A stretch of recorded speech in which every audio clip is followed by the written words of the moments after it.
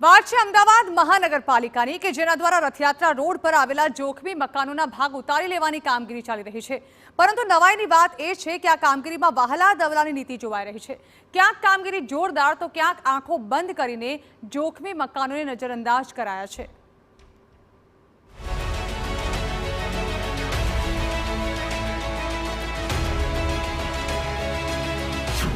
રથયાત્રાના route પર જળુમતું જોખમ।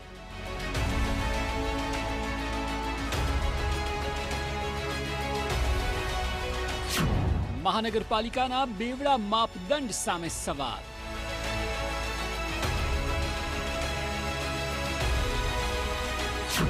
જર્જરિત મકાન ઉતારી લેવામાં ઢીલ કેમ?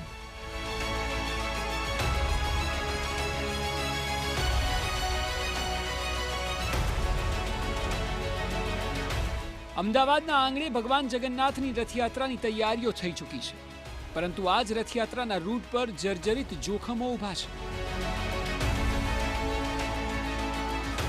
મનપાએ રથયાત્રાના રૂટ પર સર્વે કરીને મકાન ઉતારી લેવાની નોટિસ તો આપી દીધી છે, પરંતુ હકીકત એ છે કે રથયાત્રાના રૂટ પર અધધ જર્જરિત મકાનો છે।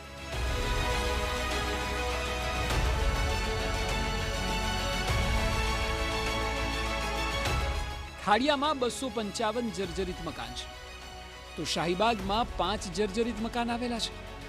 શાહપુરમાં 4 જોખમી મકાનો ઊભા છે। દરિયાપુરમાં 268 આવા જર્જરિત મકાનો છે।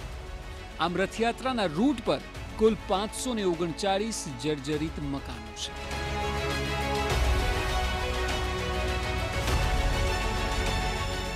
અમદાવાદ શહેરમાં સંખ્યાબંધ જર્જરિત અને જૂના મકાનો આવેલા છે, જે ખૂબ જ જોખમી છે।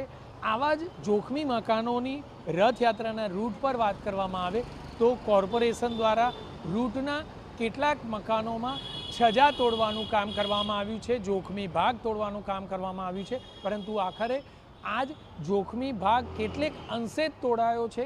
સાથે જ જોઈએ તો માત્ર નોટિસ મારી દેવામાં આવી છે, જાહેર ચેતવણી અને આ મકાન ભયજનક છે તે પ્રકારની નોટિસ મારવામાં આવી છે, પરંતુ જે રીતે મકાન તોડાયું છે તેના સળિયા તેમજ જે કેટલોક ભાગ છે તે વધુ જોખમી બન્યો છે કે કોઈ પણ વ્યક્તિને તેનાથી ઈજા થઈ શકે તે પ્રકારે કામગીરી કરવામાં આવી છે। ખૂબ જ શરમજનક બાબત આ ગણી શકાય। આ ઉપરાંત જોઈએ તો રથયાત્રાના રૂટ પર જોઈએ તો શહેરમાં કુલ 14,907 જેટલા ભયજનક યુનિટ આવેલા છે, જેમાંથી ભયજનક બિલ્ડિંગની વાત કરવામાં આવે તો 1,151 જેટલા ભયજનક બિલ્ડિંગો આવેલા છે। માત્ર મધ્ય ઝોન જ્યાંથી મહદઅંશે રથયાત્રા પસાર થાય છે તે મધ્ય ઝોનમાં લગભગ જોઈએ તો 939 યુનિટ ભયજનક હોવાનું એક સર્વેમાં જોવા મળ્યું છે। આખરે નોંધપાત્ર યુનિટ અને નોંધપાત્ર બિલ્ડિંગ હોવા છતાં માત્ર ગણતરીના જ બિલ્ડિંગોમાં ગણતરીનો ભાગ દૂર કરી અને કામગીરીનો દેખાડો મ્યુનિસિપલ કોર્પોરેશન દ્વારા કરવામાં આવતો હોય તેવું સ્પષ્ટપણે લાગી રહ્યું છે। જર્જરિત મકાનો ઉતારવાની કામગીરીમાં પણ મહાનગરપાલિકાના બેવડા વલણ સામે સવાલો ઊભા થઈ રહ્યા છે।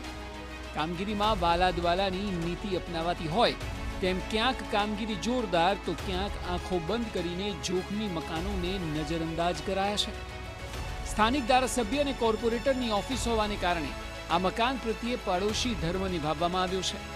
આ મકાન જોખમી હોવા છતાં દરેક મકાનની માફક નોટિસ તો મારી દેવાઈ છે, પરંતુ તેના છજાને ઉતારી લેવાની કામગીરી કરવામાં કોર્પોરેશને રસ લીધો નથી। કારણ માત્ર એટલું જ કે સ્થાનિક કોર્પોરેટર અને ધારાસભ્યની ઓફિસ છે।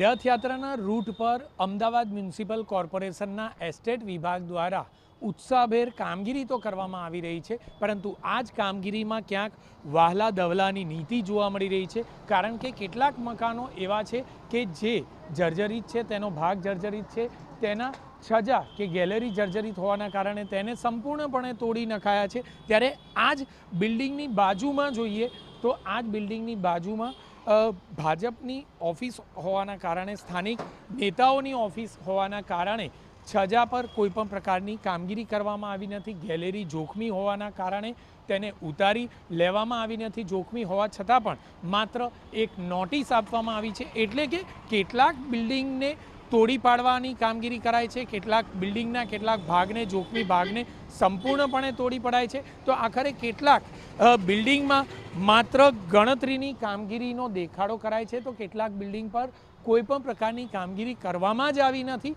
આખરે આ વહાલા દવલાની નીતિના કારણે જો અકસ્માત સર્જાય, કોઈ પણ પ્રકારે કોઈ હોનારત સર્જાય, તો આખરે જવાબદારી કોની? તો બીજી તરફ મહાનગરપાલિકાના સત્તાધીશો અને અધિકારીઓ દર વખતની જેમ નોટિસ આપીને સંતોષ માનતા નજરે પડે છે. કાગળ પરની કામગીરી અને વાસ્તવિક કામગીરીમાં જમીન આસમાનનો ફરક છે. 213 જેટલી 264ની નોટિસ અત્યાર સુધીમાં આપવામાં આવી છે, જેની કામગીરી જે ચાલુ છે. આ 264ની જે નોટિસ આપી, જેમાં કુલ 453 જેટલા યુનિટનો સમાવેશ થાય છે. અને આ કામગીરી જે ચાલુ છે, રથયાત્રા પહેલાં આપણે આ જર્જરિત મકાનો હશે તેને ઉતારી લેવાની બી કામગીરી કરવામાં આવશે. પ્લસ રથયાત્રાના દિવસે આ જે કોઈ જર્જરિત મકાનો છે એની અંદર કોઈ ના જાય એના માટે દરેક મકાન ઉપર અમદાવાદ મ્યુનિસિપલ કોર્પોરેશનના એક સ્ટાફને પોલીસ સાથે ત્યાં ડ્યુટી સોંપવામાં આવશે, જેથી કરીને કોઈ પણ જાનહાનિ ટાળી શકાય. આ તો વાત થઈ રથયાત્રાના રૂટ પરના જર્જરિત મકાનની, પણ સમગ્ર અમદાવાદ શહેરમાં આ જ સ્થિતિ છે. ઉત્તર ઝોનમાં 1530 જર્જરિત મકાન છે, દક્ષિણ ઝોનમાં 2003 જર્જરિત મકાન છે, પૂર્વ ઝોનમાં 4799 જર્જરિત મકાનો છે, મધ્ય ઝોનમાં 939 અને ઉત્તર પશ્ચિમ ઝોનમાં 4242 જર્જરિત મકાનો છે. ભયજનક મકાનોની બાબતમાં કોર્પોરેશન નખ વગરના સિંહ જેવું છે. તંત્ર દર વર્ષે નોટિસ આપીને સંતોષ માની લેશે, પણ કોઈ કડક કાર્યવાહી કરતું જ નથી. જિગ્નેશ પટેલ, TV9, અમદાવાદ.